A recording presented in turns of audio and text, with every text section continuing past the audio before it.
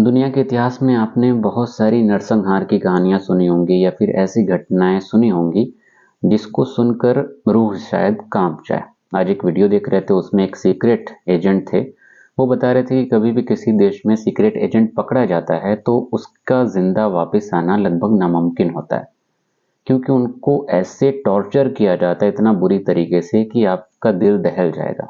जैसे उनसे पूछा सवाल एंकर ने कि आपने अब तक का सबसे बुरा टॉर्चर क्या देखा या पढ़ा या सुना, तो उन्होंने कहा कि जब भी कोई सीक्रेट एजेंट पकड़ा जाता है तो उसको एक लोहे की हुक के जरिए ऐसे पीछे यहाँ पीठ में हड्डी में घुसा के उससे टांगा जाता है।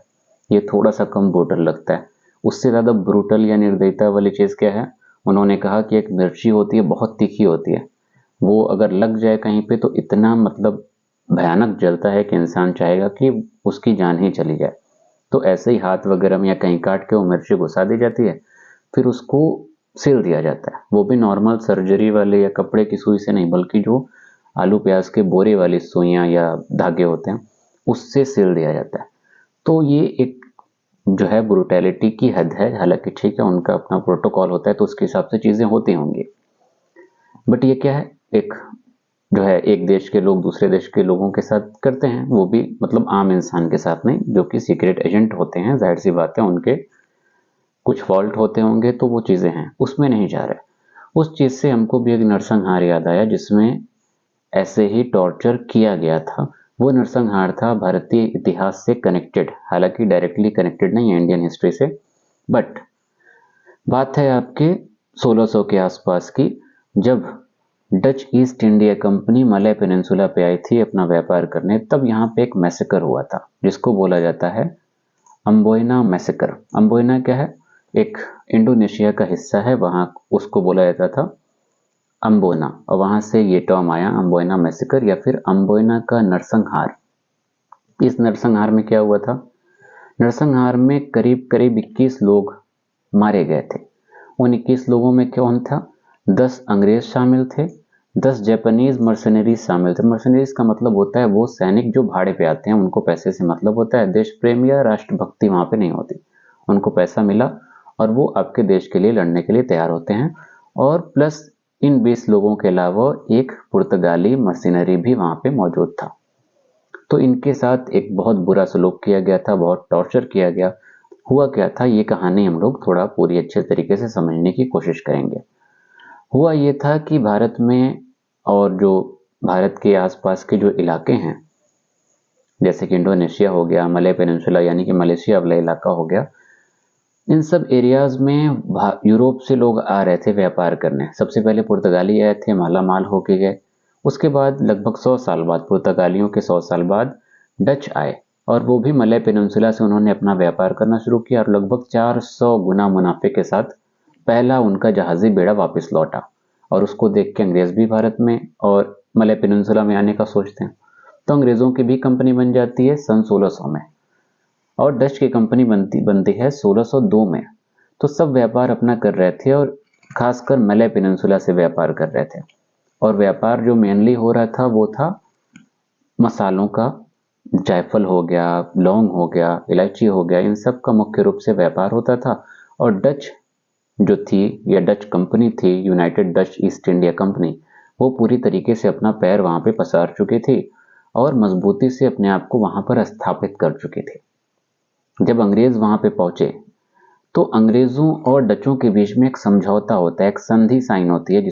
और ये ट्रीटी या ये संधि एक तरीके से गठबंधन कह लीजिए, डचों और अंग्रेजों के बीच में हुआ, क्योंकि वहां पुर्तगाली भी मौजूद थे, भारत से बहुत बढ़िया व्यापार वो लोग करते थे। तो इन लोगों ने सोचा कि हम लोग आपस में मिलजुल के रहेंगे तो डचों को हम लोग घेर देंगे। इस जो है मकसद के साथ इनका एक समझौता हुआ। लेकिन इस समझौते में एक झोल हुआ। झोल ये हुआ कि अंग्रेज भी कम लालची नहीं थे। अंग्रेजों के मन में लालच आया और उन्होंने एक प्लानिंग बनाई कि किस तरीके से हम डच को भी साइड करें और पूरा व्यापार हम लोगों के हाथ में आ जाए। जब ये बात डच ईस्ट इंडिया कंपनी के लोगों को पता चली कि अंग्रेज हमारे ही खिलाफ षड्यंत्र रच रहे हैं, हमारे ही खिलाफ प्लानिंग कर रहे हैं, तो डचों ने अपना कामकाज शुरू किया और इसकी जांच पड़ताल करना शुरू की।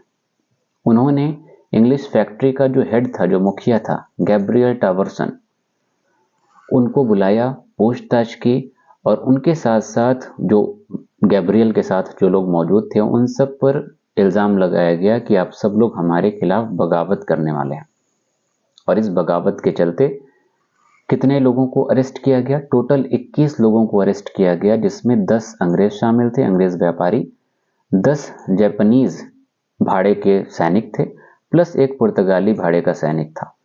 इन 21 लोगों को पहले अरेस्ट किया गया और चूंकि उन्होंने अभी इल्ज़ाम लगाया था, अंग्रेज़ों ने कबूल नहीं किया था कि हम लोग सच में षड्यंत्र रच रहे हैं, तो उनसे उनका जुर्म कबूल करवाने के लिए, जैसा कि हम जिक्र किए, जो सीक्रेट एजेंट होते हैं वही चीज़ है, मारते नहीं हैं जान से, बट कबूल करवाना है तो वो कोशिश करते हैं कि कितना बुरा टॉर्चर कर सकें। तो यहाँ पे डचों ने क्या किया, उनको टॉर्चर करने के लिए वाटर बोर्डिंग की। वाटर बोर्डिंग क्या होता है? जैसे इंसान डूबता है नदी में या कहीं आप पानी में, कोई इंसान डूबता है, डूब के मर जाता है, सांस फूली और फेफड़े में पानी गया और डूब के मर गया। वाटर बोर्डिंग उससे भी 10 गुना ज़्यादा बुरा है। बुरा इसलिए है क्योंकि इसमें क्या किया जाता है, लिटा के या किसी तरीके से फेस पे कपड़ा डाला जाता है और कपड़े पे पानी डाला जाता है, तो पानी पूरा फील होता है नाक में और पूरा फेस एकदम कवर है उससे, सांस एकदम फूल रही है। और जब एकदम हालत खराब होगी तो उस टाइम रोकेंगे ताकि वो मरे ना, फिर उसके बाद फिर से उसको तड़पाएंगे। तो इस तरीके से ये प्रोसेस चलता रहता है, तो बहुत ब्रूटल ये भी है। साथ ही साथ बम्बू स्प्लिंटर्स का इस्तेमाल किया जाता था। ये क्या है, जैसे आप लोग देखे होंगे लकड़ी या कोई बम्बू है पतला सा, उसमें से निकलता रहता है, यूपी बिहार वाले खैंच बोलते हैं उसको। तो कभी कभी होता है कि वो हाथ में घुस जाता है, बड़ा तकलीफ देता है, निकलता नहीं है। या इस उंगली और जो है नेल के बीच में, नाखून के बीच में अगर वो घुस जाए तो कितना तकलीफ देता है। तो इस तरीके से वो बम्बू स्प्लिंटर्स जो थे, पतली पतली बांस को छील के इन दोनों के बीच में घुसा दिया जाता था। तो सोचिए कितना ये भी तकलीफ दे। तो इस तरीके से उन लोगों को टॉर्चर किया गया ताकि वो क्या करें, अपना जुर्म कबूल करें। और फाइनली 9 मार्च 1623 को उन सारे लोगों को, 10 अंग्रेज, 10 जापानीज और एक पुर्तगाली, जिनको कैद किया गया, उनको पब्लिक के बीच में उनकी गर्दन काट दी गई और काटने के बाद उनको इबरत का निशान बना के लटका दिया गया कि देखो अब दोबारा कोई ऐसा करेगा तो फिर उसका हश्र भी ऐसा ही होगा। इसी घटना को कहा गया अम्बोयना मैसेकर या फिर अम्बोयना नरसंहार।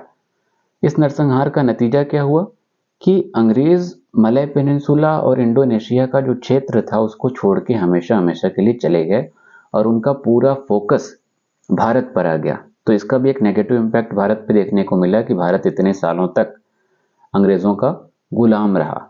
तो पहला एक जो है इम्पैक्ट यही दिखाई दिया कि ईस्ट इंडीज़ में अंग्रेज़ों का शासन खत्म हो गया और ईस्ट इंडिया कंपनी पूरी तरीके से भारत पर फोकस करने लगी और डचों का डोमिनेशन कहाँ हो गया, मलय पेनिनसुला पे हो गया। हालांकि डच भी भारत में आ गए थे 1605 से ही, लेकिन डच की कहानी खत्म हो जाती है क्योंकि अंग्रेज बाद में ठीक उसी तरीके से बदला कह लीजिए कि अंग्रेज भारत से डचों को भी भगा देते हैं, जैसे कि 1623 में इनके साथ हुआ था। और बाद में भी डच और ईस्ट इंडिया कंपनी या फिर इंग्लैंड के बीच में कह लीजिए कि प्रॉब्लम बढ़ी थी और इसके चलते बाद में दोनों देशों के बीच में युद्ध भी हुआ 1652 से लेकर 1674 तक। तो बहरहाल ये सारा खेल किसका था? सब गोल्ड रश वाली बातें थी, सबको व्यापार में इतनी तड़प थी, खासकर जो है इन जो है यूरोपीय कंपनियों को, कि मरे जा रहे थे भारत आने के लिए और भारत के आसपास के देशों में आने के लिए, और मसाले की उनकी ज़रूरत इतनी ज़्यादा थी, ठंडे प्रदेश से आते थे तो मसालों की अपनी ज़रूरत रहती थी उनके पास। प्लस टेक्सटाइल भारत का बहुत फेमस था, सिल्क के कपड़े हो गए, कॉटन के कपड़े हो गए, इतने आरामदायक, इतने मुलायम कि उनकी अपनी ज़रूरतें थी, वो सब कभी बाद में बात करेंगे। तो इस तरीके से ये नरसंहार हुआ। अब ऐसे नरसंहार जो होते हैं, ये तो ठीक है कि थोड़ा स्वार्थ इसमें दिखाई दिया, लेकिन जैसे कि चाहे वो सीक्रेट एजेंट हो या कोई नेशनलिस्ट एक मकसद हो, उसके तहत आप लोग बताइए कि क्या इस तरीके की ब्रूटैलिटी जस्टिफाइड है? जैसे जिस वीडियो का हम जिक्र किया उसके कमेंट सेक्शन में बहुत लोगों ने, सारे पॉजिटिव कमेंट लोगों ने किए कि अच्छा है कि दुनिया में ह्यूमन राइट कमीशंस एग्जिस्ट करते हैं ताकि वो इंसानी अधिकारों की बात करें। ठीक है, क्यों? क्योंकि इतनी ब्रूटैलिटी, मतलब एक इंसानियत के नाते भी इंसान सोचे तो क्या है, दिल हिल जाएगा। तो आप लोग बताइएगा कि क्या ऐसी ब्रुटैलिटी ठीक है या देश हित में ऐसा करना मतलब एक नॉर्मल बात मानी जाएगी। जो भी आपका ओपिनियन है, आप अपना ओपिनियन यहाँ पे कमेंट सेक्शन में दे सकते हैं। और अगर आपको वीडियो अच्छा लगा तो चैनल को सब्सक्राइब करिए, वीडियो लाइक करिए और अपने दोस्तों के साथ शेयर भी करिए। Thank you.